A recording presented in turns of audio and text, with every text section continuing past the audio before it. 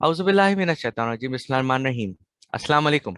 मेरा नाम है डॉक्टर मोहम्मद फरीदुद्दीन और आज हम बात करेंगे management of respiratory illnesses. Respiratory illnesses मतलब सांस के या सांस से रिलेटेड कोई भी प्रॉब्लम्स हो तो उसके बारे में आज हम बात करते हैं।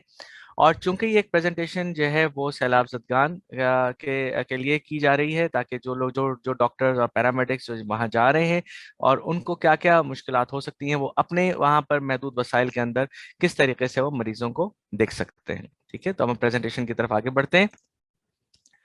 मेरी इस प्रेजेंटेशन के एंड पे आप मैं उम्मीद करता हूं कि इंशाल्लाह आप बच्चों के अंदर आप ये कि किस तरीके से कैसे सांस के मसलों को आप कैसे मैनेज कर सकते हैं और वो आप उनको आप कैसे आप डील कर सकते हैं, इस बारे में हमारा आज इंशाल्लाह ये की बात होगी। ओके। जब बच्चे कभी भी आते हैं आपके पास किसी भी कैंप में, तो वो चंद एक बीमारियों के साथ, वो एक कंप्लेंट्स के साथ आते हैं और वहीं से आपका काम आपको अंदाजा लगाने में मदद मिलती है कि इनको प्रॉब्लम है क्या। ज्यादातर बच्चे जो आएंगे वो खांसी के साथ, बुखार के साथ, नजला जुकाम जैसी इलनेस के साथ, कोई आपको गले में दर्द की शिकायत करेगा तो कोई आपको कान में दर्द की शिकायत करेगा, कोई आपको ऐसा लगेगा कि जैसे किसी की आवाज तब्दील हो रही है और वो जब बात कर रहा है तो या खांस रहा है तो उसके अंदर एक डबल आवाज, घोंग घोंग टाइप की आवाज उसके अंदर आ रही है। कुछ बच्चे आपके पास सिंपल जो है वो एक जगह नेजल डिस्चार्ज या नाक से एक जगह नजले का बहना वो आपके पास आ सकते हैं। या आपके पास ऐसे भी बच्चे आ सकते हैं जो कि रेस्पिरेटरी डिस्ट्रेस यानी कि सांस की रफ्तार जिनकी बहुत तेज हो रही हो, सांस में गड़े पड़ रहे हो और उनको सांस लेने में दुश्वारी हो रही हो। बच्चों में आप नमूनिया कब सस्पेक्ट करते हैं? देखिए, ये एक इमरजेंसी सिचुएशन है और जाहिर सी बात है कि ये नमूनिया अगर आपको मिलता है तो आपको चंद अलामत ऐसी हैं जिनके बारे में आपको पता होना चाहिए। सबसे पहली चीज है बुखार। बुखार आमतौर पर ये कि आपको 100 से ऊपर भी मिल सकता है, 100 100 100 ऊपर भी मिल सकता है, 103 104 भी मिल सकता है। लेकिन बाज औक़ात बच्चे आपको बहुत ज्यादा तेज बुखार के साथ नहीं भी मिल सकते हैं, क्या पता कि वो दवाई लेते हुए आए हों। तो उनमें 99 100 तक भी उनको आपको बुखार मिल सकता है।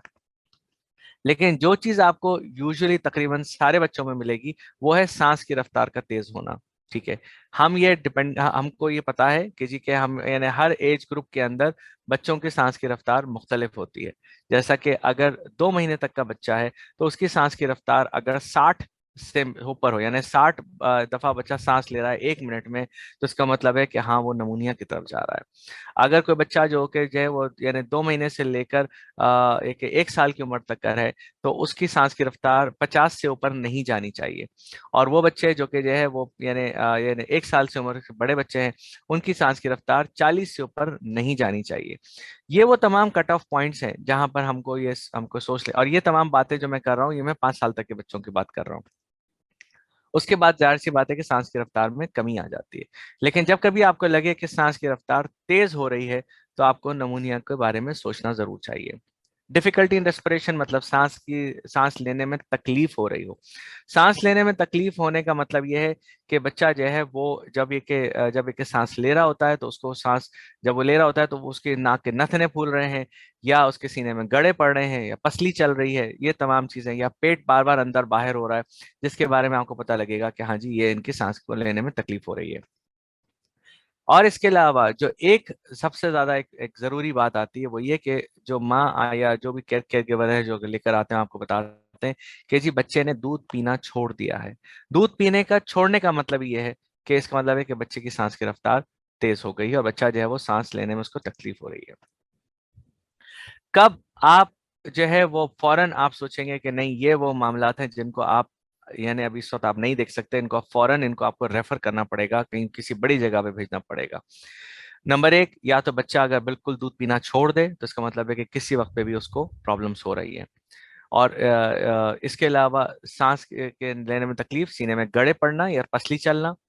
आपको अगर ये लग रहा है कि एक तरफ का सीना ज्यादा फूल रहा है दूसरी तरफ का कम फूल रहा है, या जब आप सांस सुन रहे हैं तो आपको एक तरफ की जो है वो साउंड सुनाई दे रही है दूसरी तरफ की नहीं सुनाई दे रही है, या जब बच्चा सांस ले रहा है तो उसका सीना ज्यादा अच्छा नहीं फूल रहा, तो इसका मतलब है कि ये एक कुछ ऐसी चीजें हैं जहां पर आपको जहां पर आपको फौरन उसको रेफर कर देना है। या खुदा ना खास्ता बच्चे बाद औक़ात सांस में ऑक्सीजन की कमी की वजह से उनको कभी कभार फिट्स भी पड़ सकते हैं, तो ऐसे बच्चों को आपने प्लीज बिल्कुल फौरन, इनको इमरजेंसी के तहत आपको इनको फौरन लेकर भागना है और उनको आपको किसी बड़ी जगह पे पहुंचाना है। ओके। कैसे मैनेज करते हैं? सिंपल सी बात यह है कि यूजुअली आपको वायरल इन्फेक्शन बच्चों में आपको ज्यादा मिलता है, और उसके लिए सबसे इंपॉर्टेंट बात यह है कि बुखार के लिए आप इनको पैरास्टामोल दीजिए। पैरास्टामोल मुख्तलिफ नामों से आता है, आप कोई सा भी पैरास्टामोल का सिरप जो आपके पास अवेलेबल है वो आप जरूर दे दीजिए।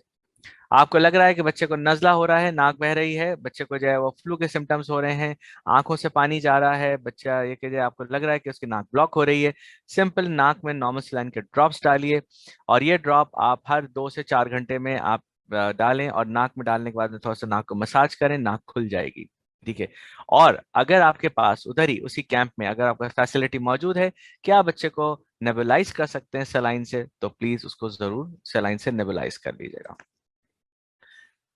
अब इसके अलावा अब जो दूसरी कैटेगरी है वो है नमोनिया या बैक्टीरियल इन्फेक्शन, जो कि अगर अगर बच्चे को अगर अपर रेस्पिरेटरी इन्फेक्शन हो रहे हो, यानी कि गले का इन्फेक्शन या कोई कान का इन्फेक्शन अगर हो रहा हो, तो देखिए ऐसे मौके पर हम सिंपल सी बात से भी करते हैं कि सबसे पहली चीज बुखार के लिए आपको पैरास्टामोल देना है।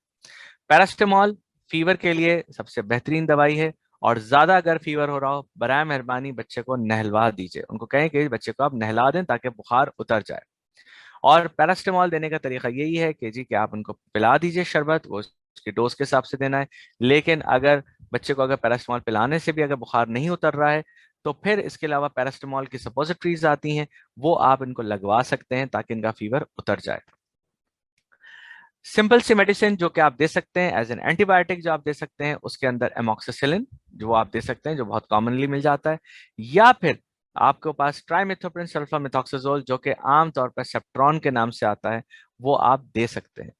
सेप्ट्रॉन ऐसे मौके पर बहुत अच्छी दवाई रहती है, क्योंकि मास में जब आप दे रहे होते हैं, ज्यादा बच्चों को देना होता है, तो आप ये दवाई दे सकते हैं। इसके अलावा आप नेबुलाइज कराइए, अगर आपके पास अवेलेबिलिटी है नेबुलाइजेशन की, तो प्लीज बराए मेहरबानी नेबुलाइज जरूर कराइए। नॉर्मल सलाइन के साथ कर सकते हैं, साथ में आप इसके अलावा साल्बुटामॉल के साथ नेबुलाइज कर सकते हैं।